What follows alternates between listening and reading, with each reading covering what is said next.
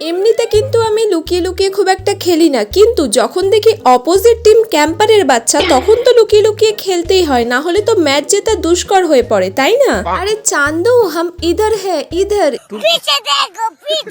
ওরা কেউ ভাবতে পারেনি যে এতটা ঘুরে ঘুরে খেলবে এরা, কারণ তিনখানা ম্যাচ তো পরপর হেরেই গিয়েছিলাম। আমি তো পিছন থেকে বসে খুব সুন্দরভাবে কাঠি করে যাচ্ছিলাম, তারপর ম্যাচটাকে টেনে টেনে নিয়ে যাই 3-3-এ। আর তোমরা একটু কমেন্ট সেকশনে জানিয়ে যাও তোমাদের কোন গানটা বেশি ভালো লাগে, থমসন নাকি MP5? এটা থেকে কি শিখলে তোমরা? কেউ কাঠি করলে তাকে বাঁশ দিতে হয়, আর এখানে তো দেখি একটা চামচি কি সেই দূর থেকে স্কোপ করে করে AWM দিয়ে মেরেই যাচ্ছে। একে আগে নিতে হবে, তারপর অন্য কিছু। তারপর তো আমি যাচ্ছিলাম আমার কিল ফিনিশ করতে, কিন্তু রাস্তার মাঝখানে একটা বিড়ালে আমার রাস্তা কেটে দেয়। আগে রাস্তাটা সাফাই করি, তারপর তো ও খতম এমনিই হয়ে যাবে। আমি ওকে একটা বরফ ছুঁড়ে মারলে ও আমাকে আবার বরফ ছুঁড়ে মারে। ভালোই লাগছিল বেশ গরম গরম ওয়েদারে।